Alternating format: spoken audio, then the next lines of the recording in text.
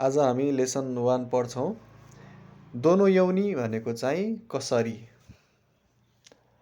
मायौ भनेको बिराउनु, जस्तो कि बाटो बिराउनु। मिचिनी मायौ भनेको बाटो बिराउनु। त्यस्तै सेन्पाई भनेको सिनियर, अग्रज। मारुदे भनेको जस्ट एस, यो जस्तै भन्न खोजेको। आखारुई भनेको उज्यालो। चिचिओया भनेको बुवा, फादर। मिजुमी भनेको ताल। मेजासु भनेको लक्ष्य लिनु। इनोची भनेको जीवनकाल, लाइफ भयो। ओसेची रेउरी भनेको नयाँ वर्षमा खाइने ट्रेडिसनल जापानिज खाना। हाचुमौदे भनेको नयाँ वर्षमा घुम्न जाने ठाउँ, जस्तो पूजा गर्न जाने ठाउँ, टेम्पल आदि है। तातामी भनेको तातामी म्याट। जाबुतोन भनेको चकटी। युका भनेको भुइँ। सेइजा भनेको घुँडा भुइँमा छोएर ढाड सिधा पारी गरिने। अनि ओजिकी भनेको ग्रिटिङ, अभिवादन। साक्का भनेको राइटर, लेखक है। चिउरुसु भनेको वाइल आउट। त्यस्तै इप्पाई भनेको फुल, क्राउडेड, टन्नै, भरि। दोन्नानी भनेको हाउएभर, जस्तो सुकै भए तापनि। रिप्पा भनेको वन्डरफुल, भव्य, शानदार। केत्तेन भनेको कमी कमजोरी। सुगी भनेको भइसकेको, बितिसकेको।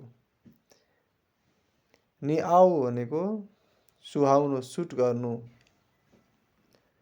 चुखाइवाकेरु भनेको सही तरिकाले।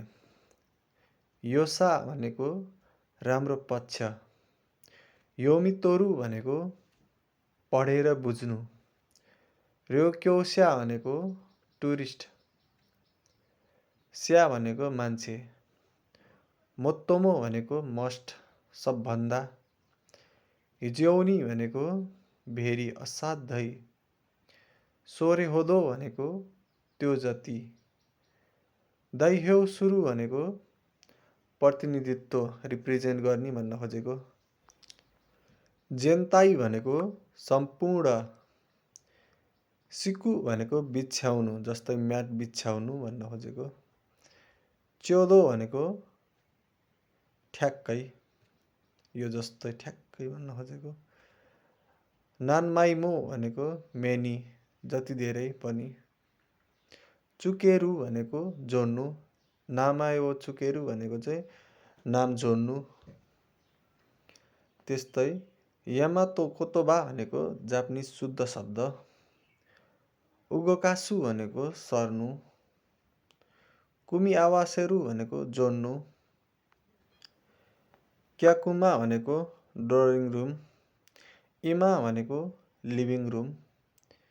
सिगोतोहेया भनेको वर्क रुम। वारा भनेको स्ट्र, पराल। कोक्युसुरु भनेको श्वास फेर्नु। सिक्के भनेको ओसिलोपन। सिक्केओतोरु भनेको ओसिलोपन हटाउनु। खाइतेकी भनेको सहज, कम्फर्टेबल। सेइकेचु भनेको सफा। होनबुन भनेको मेन टेक्स्ट। इक्कोदाते भनेको सिङ्गल हाउस। स्योगाकुसेई भनेको प्राइमरी स्कुल स्टुडेन्ट। निचिज्यो सेइकाचु भनेको दैनिक जीवन। यो अरू चाहिँ हामी ग्रामरमा पढ्छौँ। लेसन 1 को भोक्याब चाहिँ यति हो। सबैले सब्सक्राइब गर्नु होला। सबैले यो च्यानल चाहिँ सब्सक्राइब गर्नु होला। लेसन 2 को पनि हाल्नेछु।